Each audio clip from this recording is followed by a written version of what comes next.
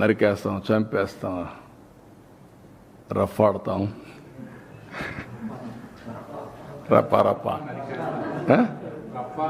రఫా నరికేస్తాం. లేదంటే గంగ జాతరలో బలి ఇచ్చేస్తాం. ఒక గంగమ్మ జాతర కాదు, గంగమ్మ ఎవ్రీవేర్ ఉంటుంది, తిరుపతే కాదు. ఆ గంగమ్మ జాతరలో పొట్టేళ్ళు నరకడం అలవాటు. ఏ ఊరికి ఆ ఊరు ఇది ఇస్తారు, బలిస్తారు, పశువులు బలిస్తూ ఉంటారు. అది ఇప్పుడు మాట్లాడే పరిస్థితి. ఊర్లో గ్రామదేవతలు కూడా ఇచ్చేవాళ్ళు ఒకప్పుడు. ఒక ఊర్లో గ్రామదేవత ఉంటే శక్తిని బట్టి ఒక పొట్టేల్ని బలిచ్చేవాళ్ళు. అప్పుడు అది పెద్ద ఫంక్షన్ చేసేవాళ్ళు ఊర్లలో. మేము చిన్నప్పుడంతా చూసాం. ఇంటికి ఒక ప్రతి ఒక్కడు పెంచేవాడు ఒకదాన్ని, ఒక పొట్టేలు పెంచేవాళ్ళు, కొనేవాళ్ళు. కొని దాన్ని బలిచ్చి అక్కడి నుంచి దాన్ని ఇచ్చేసేవాళ్ళు. అట్లా ఏరియస్ అంటే అంత ఆ స్టేజ్కి వెళ్ళిపోతున్నారు వీళ్ళు. ఏం చెప్తా, డెఫినెట్గా చట్టబద్ధకి వస్తుంది. ఎవ్వరికి కూడా హక్కు లేదు ఇష్టానుసారంగా టెర్రరిజం క్రియేట్ చేయడం, లేకుంటే ప్రొవోక్ చేయడం. ఒకప్పుడు రాజకీయాలంటే ఒక బ్యాడ్ ఎలిమెంట్ ఉంటే వాడితో అసోసియేట్ కావాలంటే భయపడిపోయేవాళ్ళం, పక్కన రానిచ్చేవాళ్ళం కాదు. ఇప్పుడు వాళ్ళతోనే రాజకీయం చేసే పరిస్థితికి వచ్చేసారు. That is dangerous trend. Sir, Jaganmohan Reddy ఒక కీలకమైన మాట మాట్లాడుతున్నాడు సార్. తన వెనకాల వస్తున్న జనాన్ని చూసి భయపడిపోతున్నారు, అందుకే నా ప్రోగ్రామ్ని కండక్ట్ చేయకుండా ఆపే ప్రయత్నం చేస్తున్నారు. ఇప్పుడు ఎందుకు ఇప్పుడు ఇంక 4 ఏళ్ల తర్వాత కదా నువ్వు మాట్లాడేది, అప్పుడు చూద్దాం నీ కథ. ఎందుకు ఊరికి ఇప్పుడు ఎందుకు అవన్నీ అంటే అట్లా మాట్లాడి బతకాలని చూస్తున్నారు. తప్పది.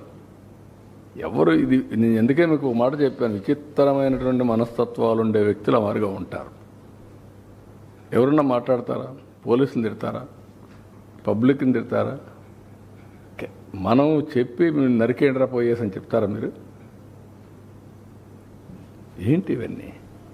ఎవరన్నా ఎక్కడన్నా విన్నారా మీరు?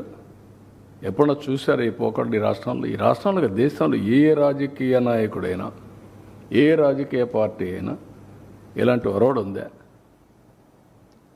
చంపేయండి, పొడి చేయండి, లేదంటే ప్లే కార్డ్స్ పెట్టుకొని వచ్చి డెమాన్స్ట్రేట్ చేసి ఆనందపడిపోవడం. ఎక్కడికి పోతున్నాం? దాన్ని చూసి ఏం నేర్పిస్తున్నాం మన సమాజంలో? చాలా ప్రమాదం ఇవన్నీ. ఎమ్మెల్యేలందరినీ ఇళ్ళకి వెళ్ళమంటున్నారు, ఏడాది పాల్గొన్నారు. ఈ సందర్భంగా వచ్చినటువంటి నేతల్ని చంద్రబాబు గారు మేనిఫెస్టోని గుర్తు చేసుకున్నామని చెప్పేసి మొత్తం నేను ఆయన కూడా గుర్తు చేసుకొనే ప్రజలు చేశారు. అది మర్చిపోతే ఎట్లా? ఎందుకు ఇచ్చారు 11 సీట్లు? ఇట్లా ఏదో పనులు చేసే కదా. ఆ ఏదో పనులు చేస్తే ఏమవుతారు మీరు? రేపు అదే అవుతుంది.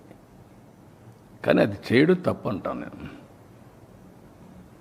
సరే, బెట్టింగ్ వాళ్ళకు మీరు ఒక మాట అడుగుతున్నా, ఎవరై వెళ్ళిపోవడానికి? పోలీస్ చెప్పిన తర్వాత నేను ఎప్పుడన్నా పోయామా? మమ్మల్ని ఊర్లకు పోతాం ఒక 2 కార్లు అంటే పంపించారా? నేను ఎక్కడన్నా అబ్జెక్ట్ చేశారు? ఎవరన్నా పొమ్మంటున్నారు కదా. 10 కార్లకు పర్మిషన్ ఇచ్చి 5, 6కు 100 మందికి పర్మిషన్ ఇస్తే ఏం కావాలంటే మీకు? ఏమనుకుంటున్నారు మీరు?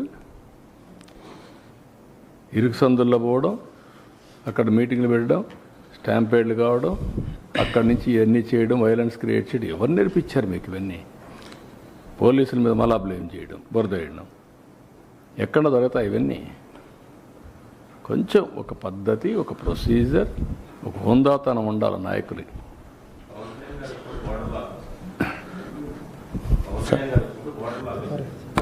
సార్, అరెస్టులు కూడా విషయం సార్. అరెస్టులు బెట్టింగ్ వాళ్ళకి సీరియస్గా జగన్మోహన్ రెడ్డి ఒక మాట చెప్తున్నారు, ఉద్దేశపూర్వకంగానే కొంతమందిని పేర్లు సెలెక్ట్ చేసుకుని అరెస్ట్ చేస్తున్నారు అనేది జగన్మోహన్ రెడ్డి. ఎందుకు చేస్తారండి? చట్టం దాని ప్రకారం అది పనిచేస్తుంది. ఉద్దేశపూర్వకంగా ఎందుకు చేస్తారు? ఎందుకు చేయాలి సార్? మీకు అందరికీ తెలియదా శాండీ ఏం జరిగిందో? తెలియదా మీకు లిక్కర్లో ఏం జరిగిందని?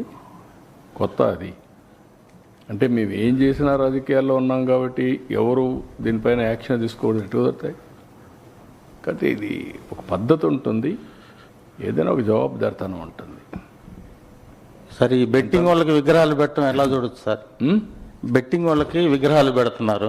గంజాయి బ్యాచ్కి, బెట్టింగ్ బ్యాచ్కి, రౌడీలకి, హత్యలు చేసే వాళ్ళకి, అత్యాచారాలు చేసే వాళ్ళకి విగ్రహాలు పెడతారు. అందుకే మీరు ఒకసారి చరిత్రలో కూడా మీరు చూస్తే రాజకీయాలు మారిన తర్వాత ఇప్పుడు కొత్త బ్యాచ్ కొత్త విధానాలు తీసుకొస్తున్నారు. వాళ్లే హీరోస్గా, ఇటు రౌడీజం చేసేవాళ్ళు హీరోలు, ఊర్లో భయభ్రాంతులు చేసేవాళ్ళు హీరోలు, లా అండ్ ఆర్డర్ మెయింటైన్ చేసేవాళ్ళు చేతకాని వాళ్ళు అనే పరిస్థితి తీసుకొస్తున్నారు. బెట్టింగ్ కట్టడం తప్పు కదండి. గంజాయి రాష్ట్రంలో ఎట్టుందండి ఒకప్పుడు, ఇప్పుడు కంట్రోల్ అయిందా లేదా, ఇంకా పూర్తిగా అయిందని నేను చెప్పను. నేను అప్పుడు ఎలక్షన్ అప్పుడు కూడా చెప్పాను, గంజాయి అనేది అడిక్షన్. ఒకసారి అడిక్షన్ అయినాక వాడు మానలేడు, ఆ పరిస్థితిలో ఉంటారు. బట్ ఎక్కడ ప్రొడక్షన్ లేకుండా చేస్తున్నాం, మక్కిలిరగొట్టేస్తామని చెప్తాను, ఈగలు పెట్టాం. ఇంకా చేయాల్సిన చాలా ఉంది. గంజాయి కానీ అది మన డ్రగ్స్ కానీ ఇప్పుడు ఏంటంటే ఎక్కడన్నా పోతే ఎంత బాధేస్తుందంటే, 3 ఏళ్ళ అమ్మాయి పైన రేప్ చేస్తారా? అరే హ్యూమన్ బీయింగ్, నీ మైండ్ అంత ఖరాబ్ అయినాక నీ మైండ్ ఎట్ట బాగు చేస్తామండి నేను అడుగుతున్నా.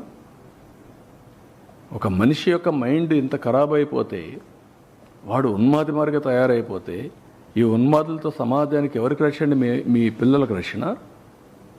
లేదంటే మీ ఇంట్లో మీ మిస్సెస్ రక్షణ ఉంటుందా? ఆడబిడ్డ బయట వస్తుందా? ఎక్కడికి పోతున్నావు? ఇవి కంట్రోల్ చేయాల్సిన మెకానిజం రాజకీయ నాయకులు ఇష్టానుసారంగా సపోర్ట్ చేయడమా? అంటే ఏమనుకుంటున్నారు? ఏం చేసినా జరిగిపోతుంది అనుకుంటే ఎట్లా అవుతుందండి? నాకేం కోపంతో తీవ్రవాదుల పైన పోరాడానా? కోపంతో ఫ్యాక్షన్ రాజకీయాల పైన పోరాడానా? నా కోపంతో లేకపోతే కమ్యూనల్ వైలెన్స్ పైన పోరాడానా? రౌడీల పైన పోరాడానా? ఆ రోజు వాళ్ళు సెపరేట్, రాజకీయ ముసుగులో ఉండే కమ్యూనల్ ఎలిమెంట్స్ కూడా హ్యాండిల్ చేశాం. తీవ్రవాదులు కూడా కొంతమంది సపోర్ట్ చేసి వాళ్ళని ఐసోలేట్ చేసి ఎడ్యుకేట్ చేసి ఫైట్ చేశాం. ఒకసారి ఆ సమస్య వచ్చిన తర్వాత అది కూడా కొంత ఐడియాలజికల్ అంటే కాదు, మీకు సాధ్యం కాదని నేను ఆ రోజు చెప్పాను. ఇది సాధ్యం కాదని చెప్పాను నేను. ఇది రాజకీయ, ఆర్థిక, సామాజిక సమస్య. దీన్ని మీరు ఒకే దానికి ఇది తుపాకీతో మేము మొత్తం మార్చేస్తామంటే కుదరదని నా థీరీ. నేను ఫస్ట్ నుంచి అది చెప్తున్నా. రౌడీజం చేస్తే ఏమవుతుంది తెలుసా? మీ ఊర్లలో ప్రజలందరూ గుర్తుపెట్టుకోవాల్సిన అవసరం ఉంది ఈ విషయంలో. ఒక ఊర్లో ఒక మంచివాడు ఉంటాడు. మంచివాడు ఊరంతా సపోర్ట్ చేస్తారు. ఒకడు రేప్ చేసో, మర్డర్ చేసో, లేదంటే ఇంకొక తప్పుడు పని చేసి జైలుకి పోయి వస్తాడు. వాడు బస్తీ మీద సవాలంటాడు. పెద్ద మనిషి సరెండర్ అయిపోతాడు. నాకెందుకు వచ్చింది వాడితోని. ఊరంతా సరెండర్ అయిపోతారు. ఇదేనా పద్ధతి? అంటే ఎక్కడికి తీసుకుపోతాం ఈ సమాజాన్ని?